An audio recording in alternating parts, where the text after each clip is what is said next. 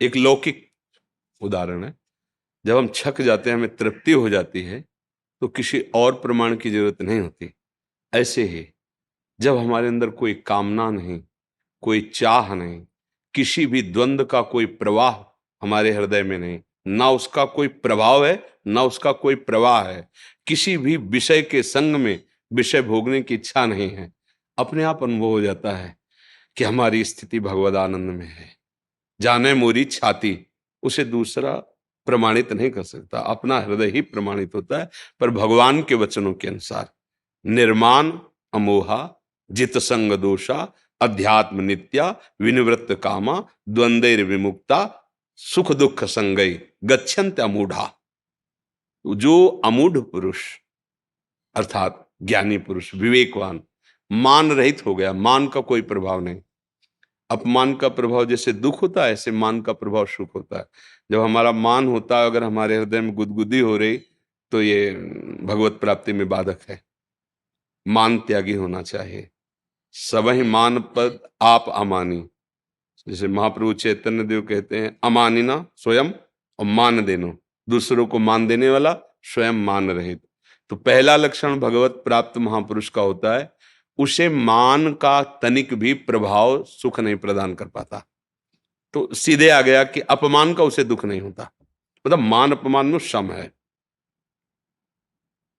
अमोहा, उसे कोई मोहित नहीं कर सकता।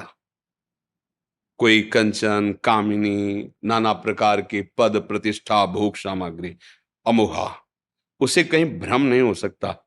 मोह भ्रम का भी नाम, अज्ञान का भी नाम है कि इसमें सुख है। प्रभु के सिवा त्रिभुवन में किंचन मात्र कहीं सुख बुद्धि नहीं होती। निर्माण अमोहा, वो मोह रहित होता है किसी से। जित संग दोषा, चाहे कोई पास में बिल्कुल सब विषय सामग्री रख दे, लेकिन उसके अंदर भोग की इच्छा नहीं होगी। जब श्री महामुनि सुखदेव जी को भगवत तत्व का बोध हुआ, तो हृदय कहता है कि प्रमाण तो कोई देख ले, यही स्थिति है। तो वो तो ब्रह्म प्राप्त महापुरुष ही गए। तो अपने पिता भगवान व्यास देव जी के पास गए, क्योंकि साक्षात ब्रह्मरूप भगवान के अवतार श्री कृष्ण द्वैपायन भगवान व्यास देव जी। कहा कि हमें जो बोध हुआ है, ये तत्वबोध है। उन्होंने देखा और कहा, परम ज्ञानी श्री विदेहराज जनक जी मिथिला में विराजमान है, आप उनके पास जाकर प्रश्न करें, वो आपको उत्तर दे दें। गए। जनक जी को सूचना मिली, दिगंबर, कोई शरीर में वस्त्र नहीं, 16 वर्ष की अवस्था, श्याम शरीर, कमल नेत्र, साक्षात भगवान श्री सुखदेव जी परमानंद में डूबे हुए। प्रथम द्वार पे ही जनक जी ने आदेश किया, रोक दिया जाए। एक एक शब्द शास्त्र के प्रमाण उसमें भगवत प्राप्त महापुरुष के, रोक दिया गया। बोले 7 दिन तक कोई उत्तर नहीं और अंदर प्रवेश न करने दिया जाए। इतने बड़े महापुरुष, कोई आदर नहीं, कोई सत्कार नहीं। रोज पूछते, आज सुखदेव जी के मुखारविंद पर कोई, बोले महाराज बिल्कुल ना अंदर से ना बाहर से, बिल्कुल शांत है। ठीक है, प्रणाम करके महल में ले जाओ। महल में ले गए। अब वो तो दिगंबर ही रहते थे। 9 युवतियों को सेवा में लगाया, जो सुंदरता से, प्रवीणता से, सब आप स्नान कराना, भोजन पवाना, रात दिन, 7 दिन 7 रात्रि, कोई हलचल उनका भगवान न मुखारविंद में न हृदय में। जैसे गेट के बाहर थे अकेले, वैसे ही महलों में युवतियों के विसंग में। अब आगे बढ़, लेके आ जाओ। बस जनक जी खड़े हुए, कहा जो आपको तत्वबोध प्राप्त हुआ है वही वास्तविक बोध है। ना मान, देखो मान का कोई अगर प्रभाव होता तो इतना तो आ जाता ना। 5 दिन हो गए, 7 दिन हो गए, उत्तर तो दो ना, मिलेंगे कि नहीं, एक गुस्सा ना आ जाए, कुछ भी नहीं। ये भगवत प्राप्त महापुरुष का। अब जब 7 दिन 7 रात्रि, समाज 9 युवतियों का, तो संग दोष मन में या तन में कुछ भी तो हरकत होनी चाहिए। शांत, क्योंकि वो ब्रह्म के सिवा किसी और को नहीं देख रहे। अगर स्त्री देखेंगे तो हलचल हो सकती है, लेकिन ब्रह्म देख रहे हैं तो भी हलचल किस बात की। भगवान इस रूप में, जैसे देवताओं ने और दैत्यों ने दोनों ने मोहिनी रूप देखा, लेकिन देवताओं को पता है हरि है, इसलिए कोई मोहित नहीं हुआ, और दैत्यों ने नहीं समझ पाए हरि है तो मोहित हो गए।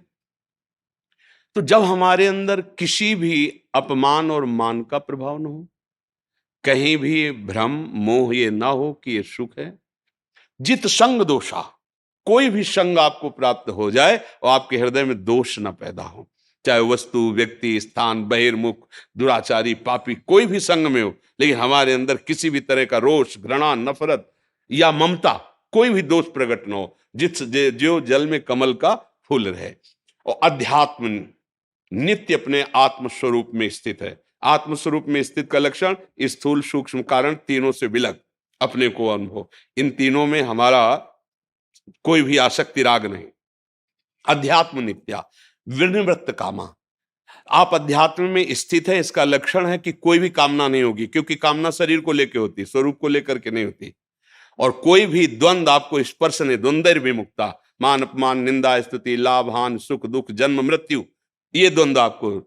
और सुख दुख संगई, कोई सुख दुख का प्रभाव नहीं, क्योंकि ब्रह्मभूता प्रसन्नात्मा न सोचती न कांक्षति, ये स्थिति भगवत प्राप्त महापुरुष की होती है। जिसके हृदय में भगवदानंद की स्फूर्ति होती है, अब उसके हृदय में कोई भी स्फुरणा नहीं होती प्रभु के सिवा।